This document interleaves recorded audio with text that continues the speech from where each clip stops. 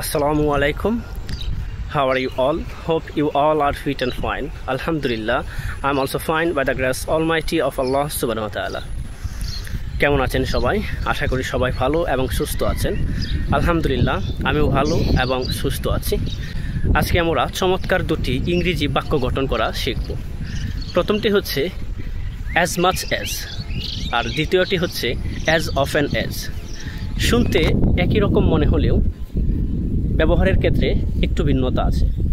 as much as এর অর্থ হচ্ছে যতটুকু ততটুকু, আর as often as এর অর্থ হচ্ছে যতবার ততবার। তাহলে চলুন শিখে নেওয়া যাক as much as এবং as often as এর ব্যবহার। So number 1, as much as অর্থাৎ যতটুকু ততটুকু। For example, we should try to practice speaking English as much as possible. আমাদের যতটুকু সম্ভব ততটুকু ইংরেজি চর্চা করা উচিত। We should help others as much as possible.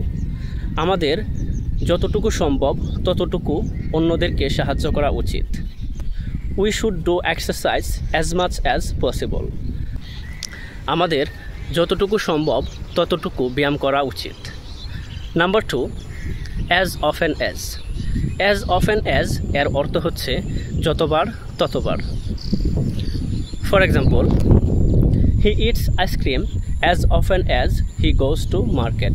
সে যতবার বাজারে যায় ততবার আইসক্রিম খায়। I do exercise as often as I perform salat al-fajr. আমি যতবার ফজরের নামাজ পড়ি ততবার ব্যায়াম করি। We can learn something new as often as we watch Junakiralu English House tutorials.